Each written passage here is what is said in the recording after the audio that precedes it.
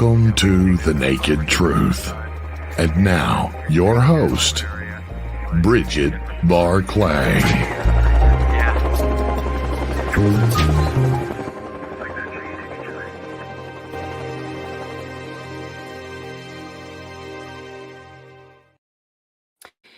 Good evening, my fellow followers, and welcome to The Naked Truth. Tonight I have an English experiencer, and I've known Andy for a few years, but he's one of my friend's best friends, so there's a bit of trust there. Andy is no stranger to high strangeness. Andy has had countless UFO experiences in various different forms, in which we'll go through, and we've got some lovely illustrations. But Andy has his own. He's a host of his own and creator of a YouTube channel called Alien 8 UK and his own podcast. He's had experiences from the age of 4, numerous encounters of sightings, which we'll go through. We'd class him as a contactee and experiencer. He's seen shadow people, full body apparitions. He also saw a German guard at Rendlesham Forest ghost, which we can talk about a little bit. Lifetime experiences. So basically, when he has experiences, they lead him on to other experiences. We had something very similar happen to ourselves, which we might talk about. He's interviewed some various vast people within ufology, English side, stateside, and European side. So all of his links to his podcast and his YouTube channel will be on here that Race will put up. So welcome, Andy Decodes. Welcome. Hello. Thank you for having me. Hello. Pleasure. Hello. You can't fit any more in that room, can you? No.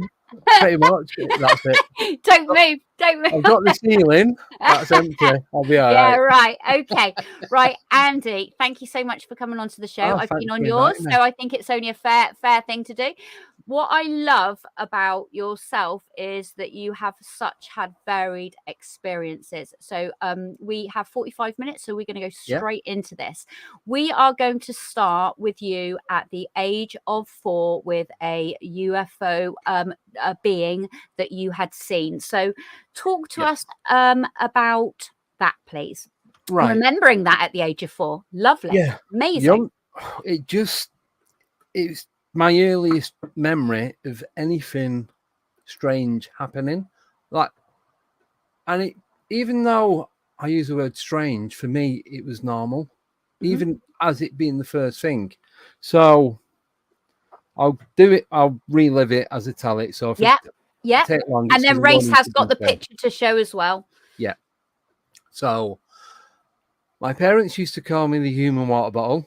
So literally, I was always hot. I still am. It's like it's always warm temperature. So my mum and dad would put me in their bed to warm it up, more so in the winter. Okay. And then when they was coming to bed, they'd take me out, put me in my own room with my brother. Yeah. And then they'd get in bed. Sometimes they'd leave me in there, depending if I was fast asleep or in and out of sleep. Yeah. But anyway, this one night, I'm in their bed and I'm laying in the bed and I'm facing the wall. So the bedroom window's right behind me. Well, it's obviously on the other side of the room, but it's all fields and everything behind. There's no artificial light coming in. The only light that could have come in, so because I'm originally from Manchester, when the planes are waiting to land at Ringway Airport, they circle round, and so they come over quite close to where I live, but that would be the only artificial light coming in. Okay. There's another street behind, but that was off at an angle, so you couldn't see it unless you walked right up to the bedroom window. Mm-hmm. Anyway, so I'm laying in bed, and I just seen this thing on the wall, and the only way I could describe it is, when you listen to a record on vinyl, and the vinyl's going round. Well, my old Adam and the Ants one. Yeah, go on. So the light would hit it and bounce up and go onto the wall, and you'd see like a prism dancing on the wall. Okay. You know what I mean? And it was I never saw that, but yeah. Yeah. So if you ever do the experiment, it works. So you have a turntable, get some light going in, and it'll bounce off. I don't know if it had the plastic cover over the record player, so it could have been going through that. But as it's going around, you could see this with all the spectrum just going round and round. And I'm watching this thing. It's probably about 3-4 inches tall. Mm-hmm. and it's just there dancing on the wall. And I'm just mesmerized, just looking at it. No sound, no smell, no other noise, nothing else there. Just this one thing. And it was blue, bright blue. Like a whitey, bluey, like a xenon gas colour blue. If you get it. Yeah. And I just fell asleep. And then I woke up. I was in my own bed. So I'm guessing my parents took me out and put me in my bed. But the reason that I remember that so vividly is because back in the day, I grew up on a council estate, and there was modernising the houses, there's fitting gas central heating. Yeah. Because the first 3 years of my life, it didn't exist. So they moved us from one part of... Thank God you were the hot water bottle then. Well, yeah. That was your X-Man feature at the time. 4 years. 4 years I did it. So they moved us from one part of town to the other. It's only a few streets away, while they fitted the boiler and the radiators and all that, and they moved us back. And that's why I remember it, because I remember the move. I remember living in the other house. Mm-hmm. But I know for definite it was in the house that we went back to, and there was literally born at and grew up at. And my mum lived there up until she died like 10 years ago. So okay. So that's aged 4 that you remember. Yes. So then did you have any other experiences up until the age of 8, which we'll show another illustration of? Not that I can remember as such. I did used to get the feeling that when I was laying in bed, there'd be figures stood around the bed. Okay. So I used to share a bedroom with my brother. So we had bunk beds, but every so often, my dad would rearrange a bedroom and put them down, so one on one side, one on the other. Yeah. Oh. And they took him down. It was like that. And I just remember on the same wall, but in the other bedroom, like that's where bed was. I'd be laying in bed and I'd pull the covers over my head, because it felt, this is every night for months, if not years, that there's figures stood around the bed, just like peering down over me. Because you were quite, as we'll hear in later life, you see spirit as well. Do you think that they could have been past people from the past family members? No, I don't. Okay, don't think so. Okay. The only reason I say no, I'm not saying they weren't that, I just don't believe that there was, is I had it in my head, the image of them, that they were like a version of Dracula, a version of Frankenstein.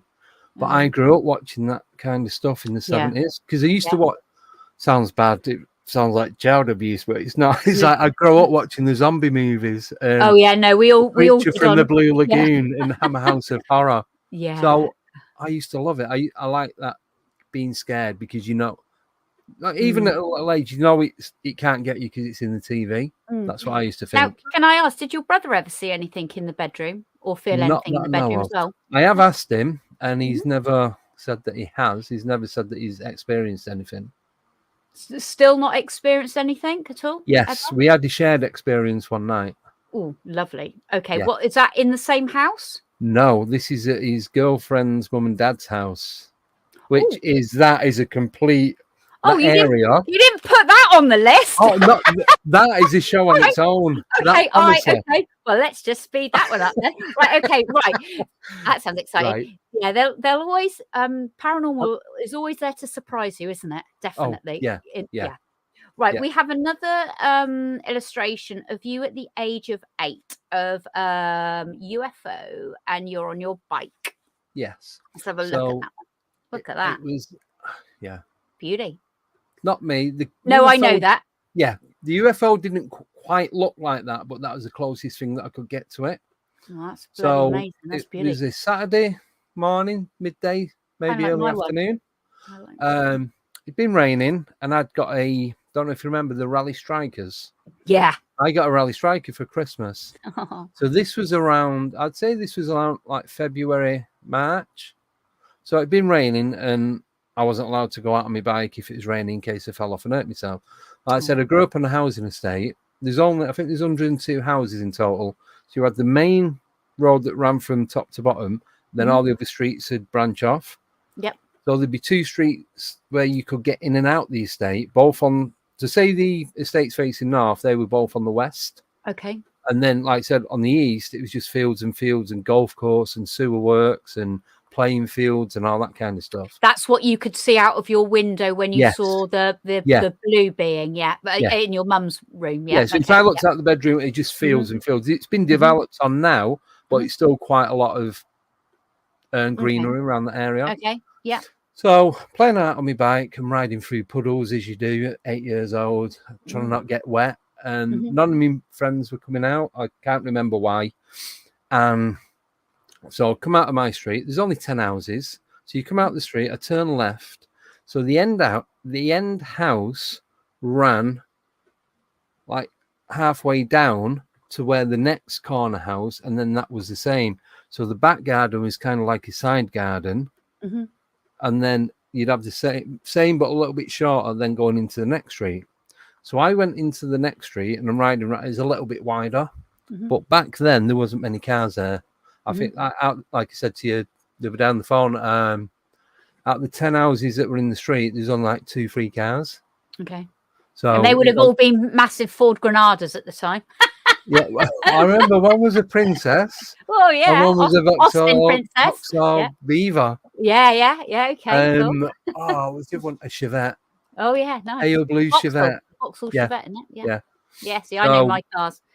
Yeah. And they were like neighbours either side. So I grew up in a semi-detached right in the corner. Anyway, so I'd gone round into this other street and riding round, and I got to the corner house, like symmetrical to where my street is. And for some reason, I just stopped right on the corner, on the path, and just looked. So I'm sat on my bike, and I just looked straight up above me, and there was a silver disc, very similar to this one. The only difference is I couldn't see the top of it because it was directly above me. Yeah, same with mine. There's no lights on it. Yeah. So you didn't have the red lights. You didn't have the white light in the middle. So you saw like a Billy Meercraft. Yeah, but where the red lights are, they were more like black holes going around, like dark holes. Okay. And it was, so there's an outer circle and an inner circle, and then the lights were in between the two. Okay. Not the lights, the black holes, black dots, whatever they were. Yeah. They were all the way around. Wasn't making any noise. Didn't move. Wasn't going up and down, left to right. It was nothing. Didn't say any beams in it. Didn't say any windows, no doors. Didn't even, the more I think about it, didn't see anyone else walking past. Didn't hear any cars. That was when dogs were allowed to roam free and no one cared. Yeah. There's loads of dogs on the estate. Kids. Yeah. No dogs. There's nothing. Yeah. It was just me. And because it was middle of the day on a Saturday, as the rule back then was, come in when you're hungry. If the weather gets bad or it goes dark, or if you're going anywhere else, let me know where you're going. Yeah, absolutely. So great childhood. So I could have been sat there for, I would say, 2 minutes or 2 hours. I have no idea. But I remember my neck was hurting. So, you know, when you like stretch it back down to get rid of that pain, did that, look back up, it had gone. Okay. And do you know what I did? Well, you're going to tell us. Yeah. Just carried on playing out on my bike. Didn't tell anyone, didn't speak to anyone about it. Just carried on like it was normal. And this is a weird thing. Whenever anything happened, never told anyone. I just carried on doing whatever I was doing before. Okay, maybe, well, because you felt comfortable with it. It wasn't a threat. It wasn't someone like chasing you. Weren't being chased or anything like that, and no one saw panic. So you felt no threat. Yeah, because I didn't think. I don't even think at that point that I knew what a UFO was, to be honest. Well, back then it's flying saucer, so I wasn't thinking little green men or anything like that. You're younger than me, so 77 Close Encounters of the Third Kind had come out, so you were probably about 10, 12 at that point. Well, I was born. Oh no, you were 8, weren't you? Yeah, you're 8. So I was born in 73, so this was about 81. Okay, all right, yeah. And I've probably had seen stuff on TV, and I know, so would I. I don't think I didn't acknowledge any of it because I was cartoons and playing out and action men and drawing and all that kind of stuff. Yeah. It wasn't, but it just seemed, it was like I don't know, watched one of my friends walk down the street. Have you had hypnosis for that at all? No. I did have someone remote view it. Okay, yeah. Give him the coordinates, the date, the time, the area. Didn't tell him anything about it. No, yeah. And that person who I believe, or I know is one of the best remote viewers in the world, and they came back with information that just like blew me away. There's 2 different locations that I give him. This one in Manchester, and the one a few years ago when I lived in Milton Keynes. Okay. And they came back with both with information that they would have had to been sat in the room with me, and witness it for them to know. There's no way. Well, that's how great remote viewing is, though, isn't it? And she's in America, so it's not like she could have done any of that. But she believes that at that point, that's when I became a contactee around between the ages of 4 and 8, and I've got missing time, but not an abductee as such, just a contactee. But I haven't got any information. I don't know if they've told me anything. I've not got that knowledge. Okay, but what you do is you sort of like open yourself up to ask. You ask the universe now to remember. It's your time to remember now. Even more importantly, to remember now. You know, you have it all stored inside you. You just have to, ask for it to be open. It's like the Akashic records, right? You just ask for the information, and it will filter through. Bits of it will be put into place. So, okay. Kind of the same age group of having sightings, really. So it's sort of like a periodic sort of like thing. So then you have had, we're going to go to a silent helicopter, because I've had helicopter encounters as well. So you've got, so Race, can we put up the helicopter? Everyone knows what a helicopter looks like, but not when you have a silent one between your house. So go for that one. Go for that. Right. Encounter. So that is pretty much what our house and next door house look like. So I was living, as you're looking at the screen, the house on the left. The one with the blue bin. And the house on the right, obviously the other side. There's closer together and at an angle. There wasn't like flat like you see in the picture. But I was in the bedroom and I was looking out, because you used to see geese flying over and rabbits in the field and all that, just watching the wildlife. And then you'd have planes coming by. There's also a aerodrome not too far away, so you'd have the light aircraft, or you'd have air shows every year, so you'd have different, like the Spitfires and all that. Of course. You would have some helicopters coming over, plus being so close to Manchester Airport. But this one, and I remember it like it happened 10 minutes ago. I was stood at the bedroom window and I watched this helicopter come over. It looked like a Huey, very similar to that, but it was Huey like 500. I couldn't tell you because I don't really know anything about helicopters. I've only found out that it was a Huey through describing it to people, and everyone. Well, they would have been around at that time anyway, as well. Yeah. So it came over. It was like camouflage colours, like the dark green and the beigey brown colour. And as it's coming over, so we had trees at the bottom of the garden. They weren't that big back then, probably about 18, 20 foot. We had quite really big back garden. It's probably about 150 foot long and about 80 foot wide. So the back garden came into the side garden. So between the two, between our house and next door, we had a wooden gate, obviously, to access into it. But us as kids, we'd climb, because it was dead hard to open this gate with all the bolts and that. So we'd climb on the fence, go around it. You'd lean on the wall. So you'd lean, push yourself, and then you'd drop round the other side. That's how close the houses were together. So this helicopter, so I'm watching it from the bedroom window. I could see the pilot, I could see the co-pilot, could see the pilot's the pilot was sat on the, as you're looking at, on the right hand side, and the co-pilot was on the left. And the only reason I know that is the pilot had the looked like a bowling ball helmet on with the big oiled goggles. The co-pilot, you could see his face. He just had headphones on and the mouthpiece coming round, and that was it. He had a mullet, had a mustache. He was going grey. The other guy was a bit more chubby. Very close then. Very close. It was literal. So it was dipping in like that. So it was dipped, and it was point as though it was like right out the window.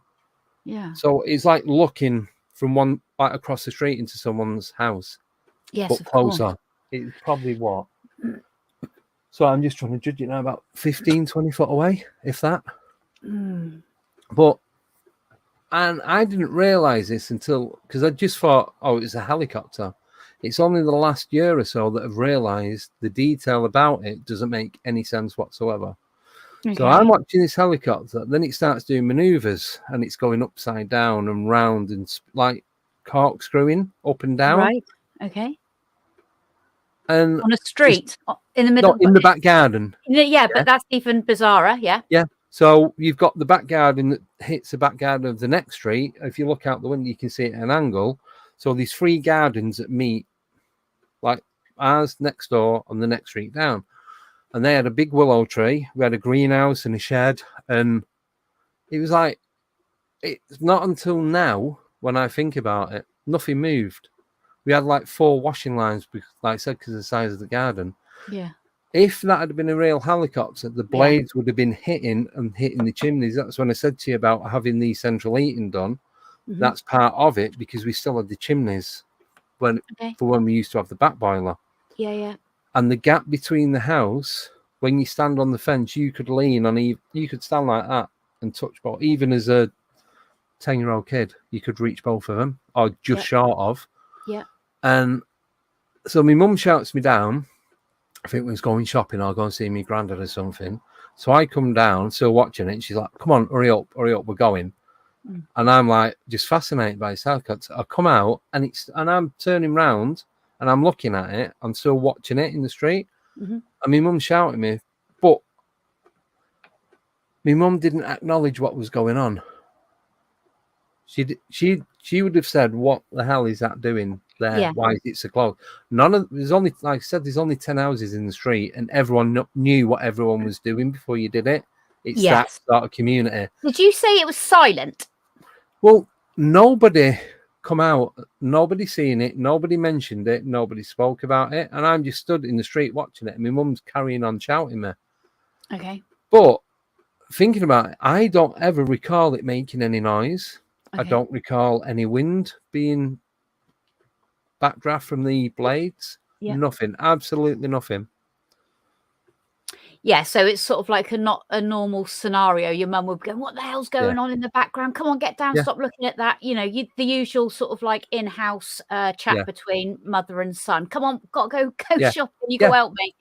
Okay. So how close you see that helicopter on that image, that's how close it was to the houses. Well, I've spoken about this before. I've had a helicopter when I lived in this flat, and it was pointing towards us. It must have been like 4 or 5 meters out of our window, and it was pointing towards us, and it had 2 massive black things, round black things on the side of it, and I shit myself, and so did my partner that I was with at the time when we went down, like something like the bloody Marines all around the side, because it was pointed at the angle at us.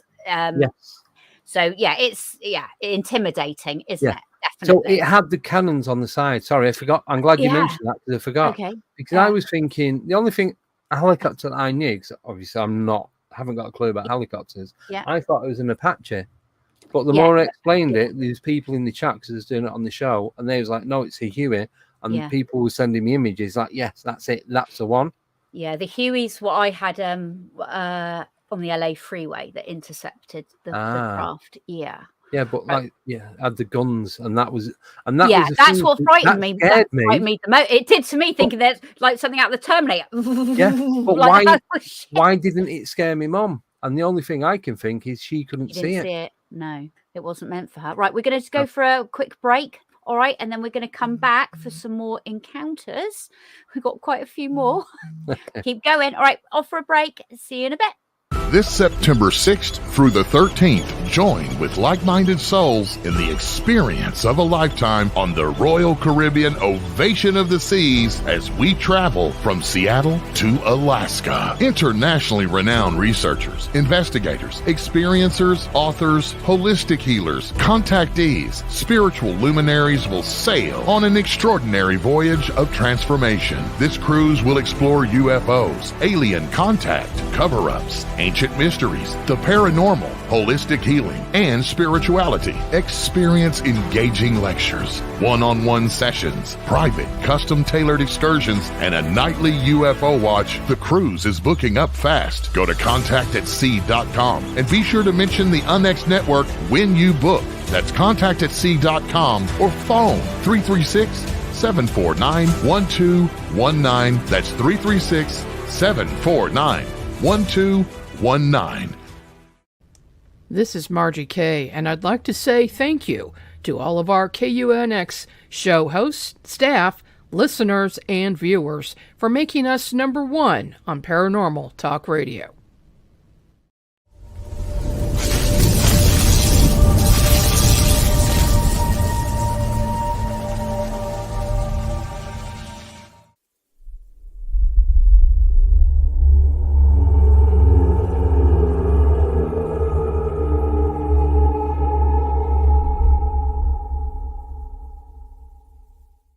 While most near-death experiencers return to this plane of existence with alluring tales of their time spent in the presence of the divine, what happens when one crosses the veil into the afterlife, into the void?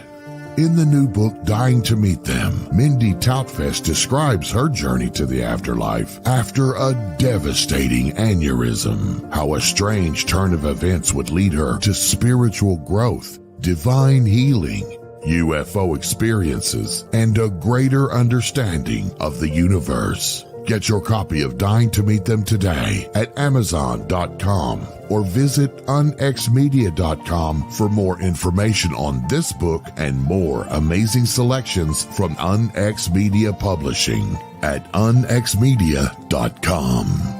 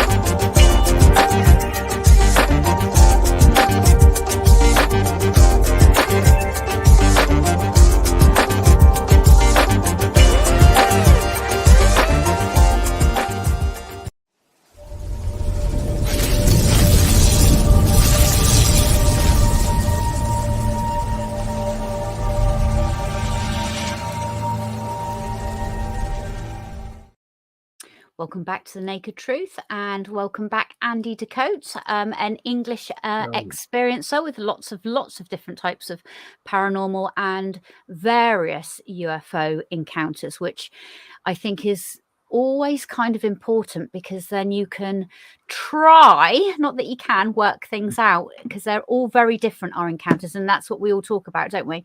Everyone has even if you've had vast encounters, they're all so different. And what I liked about yourself and your encounters are you've had such a varied span along with the paranormal as well. Andy has his own podcast and his own YouTube show, so it will be all at the bottom of the link for you to go and see, and with your co-hosts as well. So Andy, because you've had so many encounters, we're trying to get through them quite quickly. I mean, you can never in 45 minutes, but listen, let's go to the silver orbs in the sky, please. Now that's with the rabbits, whispery wabbits. I think you're out shooting whispery wabbits. I think. So this is probably this kind of freaked me out quite a bit because it happened as far as I know over 2 days. 27 you were about 27, so we've moved on from being 8 now. Oh no, sorry, this is the first silver orb. This is the one. This is the one that opened the sky, went through it, and it closed behind it. Is this the one with the car that Rachel's going to show? Okay, go on then. So right, sorry. Yeah, so right. No, it's a Friday afternoon. Yeah. I'm driving back from work, and there's multiple reasons why I remember it. Where I used to work, I used to have a van, and the manager wanted to borrow the van to move some furniture over the weekend. Yeah. So he says, "You take the van. I'll take the van. You can use my car, and we'll just swap back Monday morning." Right, okay, fair enough. So did that. Driving back to my mum's, where I had the helicopter and the light beam. Yeah. So I'm driving back there, and I'm coming down. There's like a spur where the motorway and 2 roads all merged together. Place called Worsley Interchange, if anyone knows that, on the M60. So I'm coming around that bit. It's blue sky, a bit cloudy like that, and I just seen this silver ball in the sky. I believe it was just above Manchester city centre because that was the direction I was heading. Just because of the size of it, what happened, and everything that happened as the moment went. Okay. So I'm driving along. Silver ball just comes out of nowhere, stops for a couple of seconds. It then zips across the sky. So from where it is now, roughly to just before the cloud opposite it, it made a blue streak, a solid blue horizontal streak all the way across the sky. That then stopped. Another vertical line lit up, which was bright red. It went through the red line, and then it all closed behind it. So it made a blue streak as it passed, and then it hit a red beam. Stopped. A red light opened up like that. It went through, and as it went through, the other 2 just collapsed in on themselves. Oh, Dan O'Hara last week had a guest on that had the most remarkable encounters where he got out of the car and this sort of round porthole just opened up. So it sounds kind of a bit similar to that. So go back to Dan O'Hara's from last week. So that was really interesting. So as you're just watching that and then you're watching this red light, what are you thinking? I actually started feeling sick. I had to pull up on the hard shoulder because I thought I was going to throw up everywhere. And it's like, it's not even my car. That was the first thought. So it was like, so I pulled up, and as I pulled up and stopped, I kind of started to settle a bit. So I'm like, right, okay. And all this had happened. It had been and done. It only took probably about 3-4 seconds. But I'm just sat there probably a couple of minutes, just like, what was that? Because at the time, I didn't even think it could have been a portal. I just seen this thing go across, make 2 different colours, and then vanish. And I was interviewing someone a couple of years ago, and they mentioned something, and it triggered that. I'm like, oh my God, I witnessed a portal. I witnessed time and space opening up, something going through it, and then closing behind it. Well, that's the same as the Iseti Ranch, where you've got the mountain and you're seeing them going in and out, or they'll come out and then they'll go to other stars and they'll just stop at, they go into another star and stop. Okay, so was the I always instantly want to say freeway. Sorry, was the motorway busy at that time? What time? No, it was just a couple of cars, but like I said, it was a spur coming off. So it was the M60 coming around onto East Lancs Road, which is the A580 that then goes into Manchester city centre. You've lost the American audience all right, now. Sorry. So, look it up. Just say England. England. Just say Manchester. England, Manchester. Yeah. I was driving from Bolton to Manchester, which is Okay, only 12 miles. So, Okay. yeah, and nothing else happened from that. But again, when I got to my mum's, I was only 3-4 minutes drive away. And Didn't again, mention it. Nothing. okay. The fact that you had a physical reaction to it. I had a physical reaction at the LA freeway. I don't think I've really had other reactions except for when I was a child. But I know that feeling that you think it's just that that's a lot of information to take in straight away. And it is, I suppose it goes straight to your solar plexus. It's like, because it's emotion there, isn't it? And it's like, oh my God, it's like, oh, that's okay. So that's 3 encounters. All right. I think we're going now to the whispery rabbits in the garden. So, which I like because I had an indoor rabbit for 9 years. So show us this one. Oh, right. So I'm off work. I've got a few days off. I was self-employed, so I just thought it's nice. I'll take a few days off. Mm-hmm. So it was midweek, nice sunny day. I'd gone out to check on the rabbits to feed them, change because it was so hot. Go in and check the water, change them, give them fresh water, food, clean them out a little bit so you don't start stinking. Yeah. I just caught something out of the corner of my eye, and it's like it's not as big as you see in the picture, but if you wouldn't have been, you'd have struggled to see it if it had done actual size. Yeah. And I've just seen a shining silver ball. Mm-hmm. Now, I initially thought it was a lot further away and smaller, but after speaking to you about yours, I believe it was a lot closer. So I thought it was probably about 2 miles away. I think now it is only about 1/4 mile away, but a lot smaller. Well, the good thing is what you've done is from everything that you've described geographically, you know, like where your garden is, you know, your washing line, you know, like you could touch both of, you know, the sides of the fence and everything. Yeah. So, you know, looking back, you've got a real good visual memory of sort of putting the pieces together of like size wise. And obviously you're smaller at the, you know, you're younger at the time. But so that's another silver ball in a different location. Yeah, because I've seen them in various locations. Yeah. So this is the south of England now. Yeah. This is Milton Keynes. So I'm looking out at this ball towards London. Okay. If you went in a straight line, take you straight into central London. Okay. I'm looking at it and it's just there. Same again, didn't move, just sat there. But it looked like a pinhead. And this is why I'm thinking. Originally, I thought it's probably the size of like a double-decker bus. But now I'm thinking it's more the size of, I don't know, smaller than a Mini. I was going to say, in my head, I thought Lada, the old car Lada. That's the first thing I thought of. So, but you could see, even though where it was, that's still big for some while away. Initially, I thought it was further away, but you could see the light, like the sun, everything reflecting off it. So, what time of day was it then? So this was probably about 9:30 in the morning. Okay, all right, yeah. So, because I'm looking out south, so the sun is coming from my left, and it's just coming round and up. Yep. So you got that, and it's like, so I carried on with the rabbits, through the rubbish out, the rabbit crap and what have you. Yeah. I look back up, it's still there. I'm like, right, okay. So I stood in the garden because it was nice, drinking a cup of coffee, walking about, just making sure it's all tidy and that, because I put a shed up not so long before that. So I just went round the back because you used to get hedgehogs and all that coming in. So gone checking that. You can't see anything there. That kind of like closes everything off with the fence and the trees and what have you. So I'll come back round.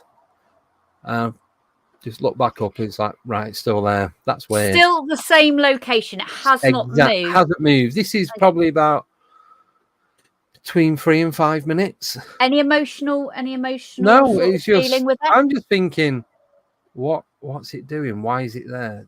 Is it just there for being there? And at this time in my life, I was really into the UFO aspect of the phenomena. Yeah, it was like I was just reading Timothy Good, Eric Van Daniken, John Keel, Mothman Prophecies, Mm-hmm. all like the detailed books of encounters. Mm-hmm. Watching loads of stuff on YouTube, Mm-hmm. and it's just a weird time. So did it travel towards you? No, nothing. Didn't move. I did. If it did, it didn't look like it had. Okay.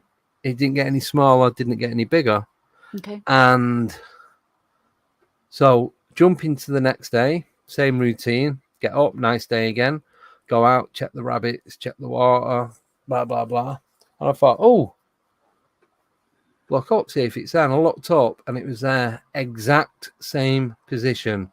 No. And that was when I got the shivers from head to toe, and it was like, oh my God, I now know why it's there. I know, they know that I know that they're observing me. Mm-hmm. They're not watching anyone else. It's thousands of other people in the area where I live.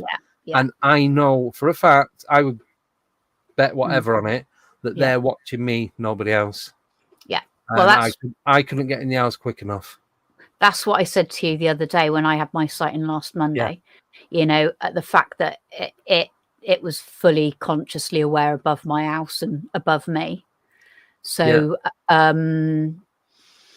now we do have down in the West Country, we have those silly things that the farmers use. They put them up on a big string, don't they? Those silver things. They're not like weather balloons, but they are silver.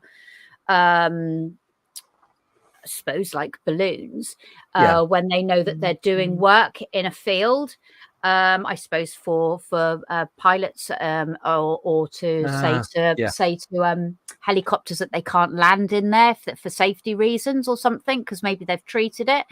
I'm not saying it's that at all by any means, because I'm more on your side saying that it was totally aware of what you're doing. Yeah, the height it was in the sky, and there's nothing out there. So afterwards, then you came into the house because you thought, hang on a minute, this is not too good. And I don't think I went back out the house for at least, I didn't go into the back garden for like 2-3 days. If it did, I didn't look up. Didn't talk to anyone about it again? No, nothing. Isn't it funny? All you can do now is talk about it, your podcast and everything, because it's exciting times. I just didn't speak to her. No, it's like, okay, so that's great that it came back day 2. Yeah. I mean, well, saying that, some of the encounters, like in the old books, I've just finished reading The Uninvited 2, where it just periodically, night after night after night, coming back to the pub and, terrorizing the family that it's happening to. Berkshire, I think it was. But so but it could have been there days before, could have been there. Totally. Basically, if you're going to observe, you observe over a couple of days, don't you? Or over a span of time to get to know what you're doing. But obviously, if it's something so intelligent, it's totally aware of you anyway, where you are, or your actions and everything of what you're doing.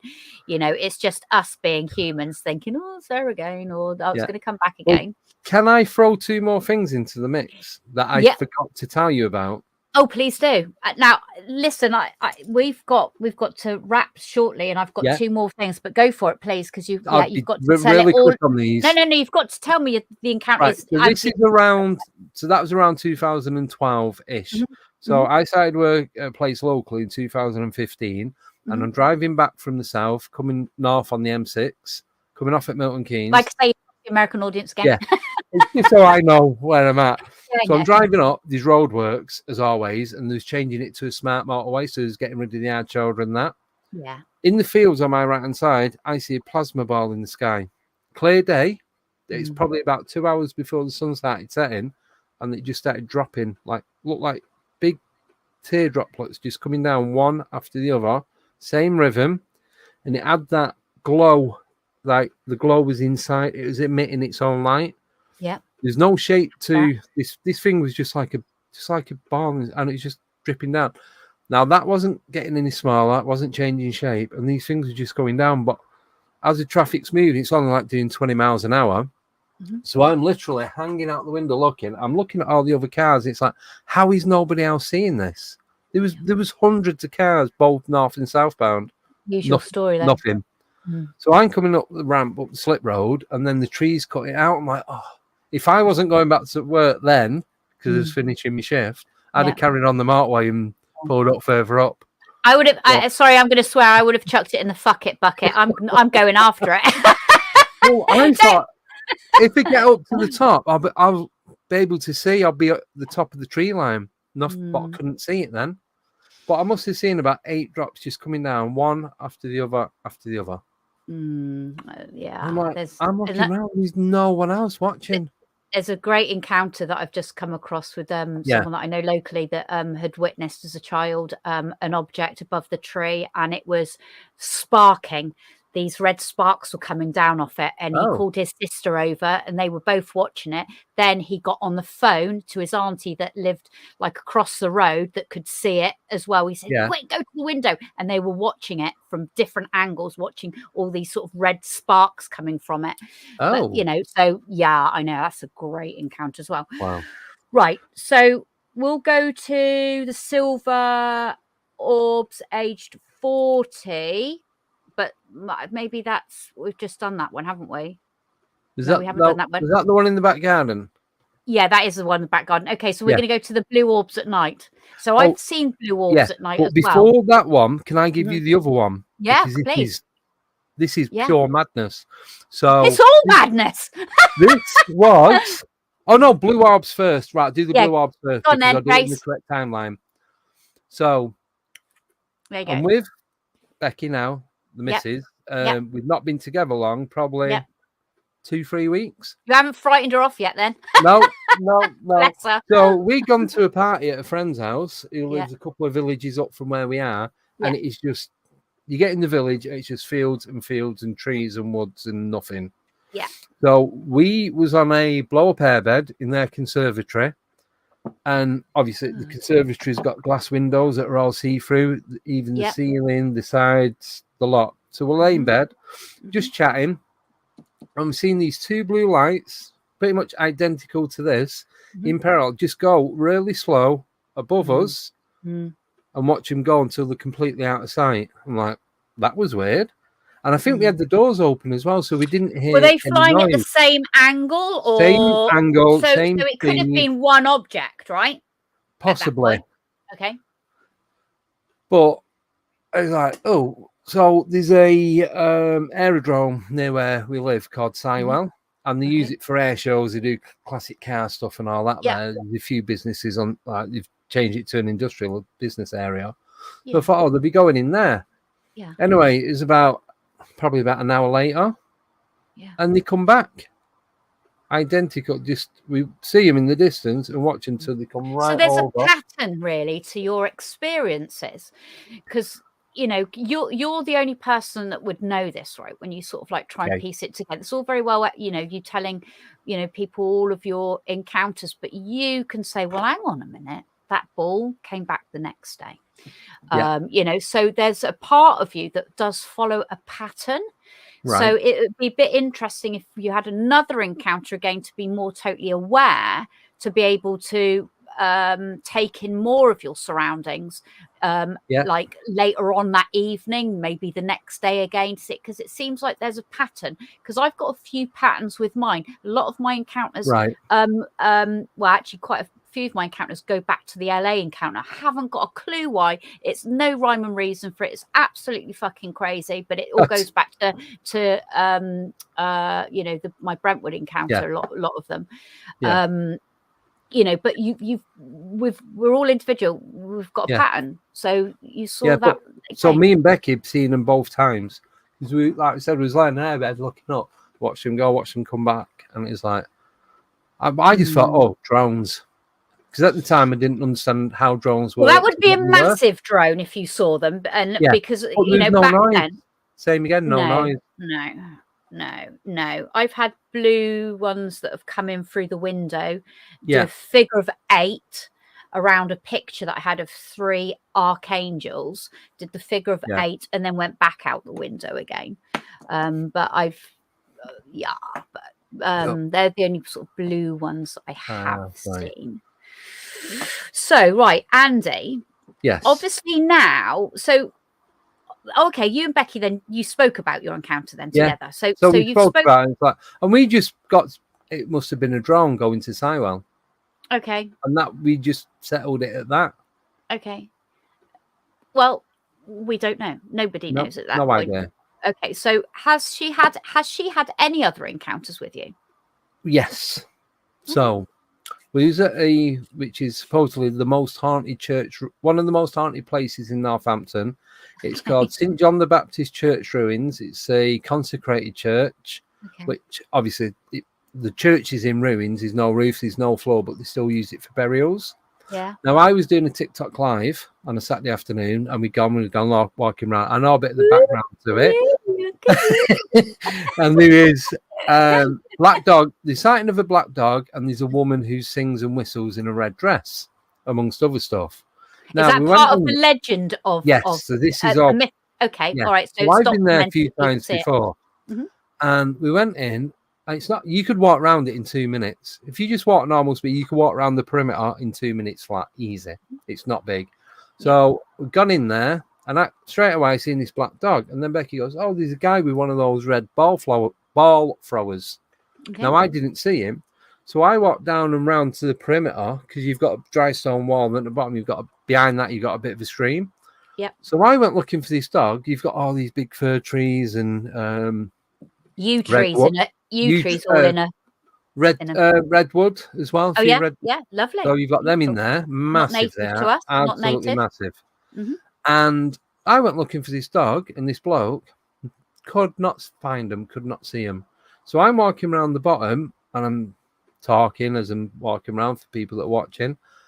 And as I'm coming round, and I walk back up the slope, Becky comes running out and go, I won't repeat what she said. Oh, you can. You can swear all you fucking like. I don't Where care. the fucking hell have you been? Good for you. Yeah. I'm like, what? I went, yeah. Because I've been shouting you for the last 10, 15 minutes.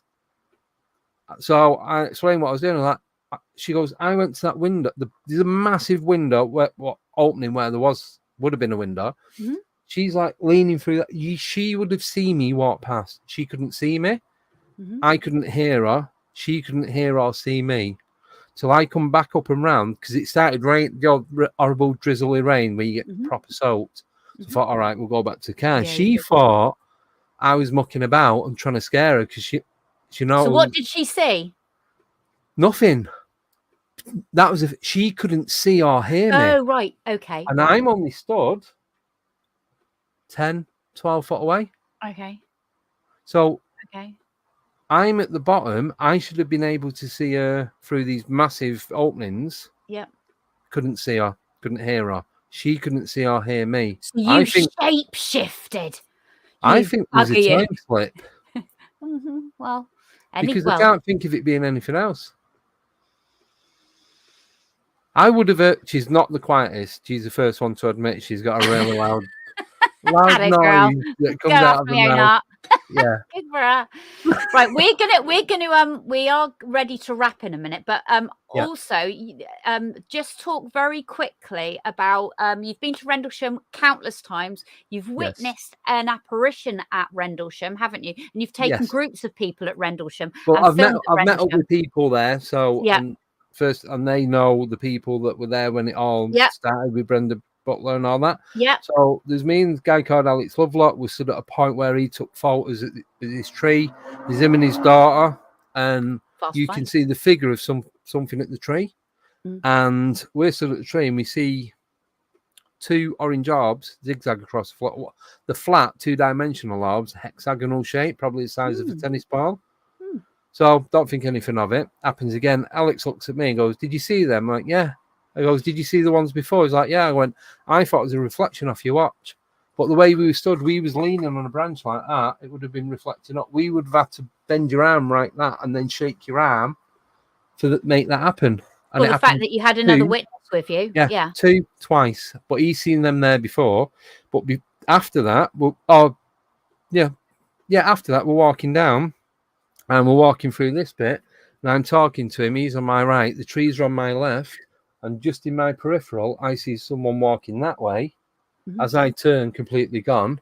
Mm. And I remember what they was wearing. I come back and typed in SS World War II uniform, exactly the same. The grey felt material with the high neck, the shape of the hat, The trousers, the tunic. That's English, right? English uniform. No, German. Oh, German. Yeah. So German SS. Now talking about. So it's that grey felty material. Yeah. Heavy long now, jacket. Yeah. I said, "Oh, just seen someone walking that way." Didn't say anything to Alex what it was. We went further on, and he said when he was there last time or the time before, he was speaking to two German pilots. Yeah. And they said to him, "We apologise for what we've done, and we apologise for what we're going to do." Right. And then, hang on, you're going to leave on a cliffhanger now because we are going to have to go. So you're going to have to come back to part 2. So you're going to have to tell that part of the story again, or the Rendlesham story again, and then that, because that's now you're going to. There's more to it than that. Okay, right. We're part 2 then. Okay, part 2. Yeah. Okay, right. Andy Decodes, thank you so much for sharing your personal, all very different encounters with everybody, because it's so good to hear so many new encounters that you haven't heard of. Thank you for sharing with us. All the links will be there to Andy's YouTube site and his podcasts. He's more active than me. I'm a bit of a lazy soul at doing this, but thank you, Andy, for sharing everything with us. And I could talk to you for hours. And in fact, we are going to talk for hours. All right, listen, Andy, thank you so much. And thank you for listening to The Naked Truth, and see you next week. And thank you again, Andy. Bye-bye. Thank you. Bye-bye. Thank you.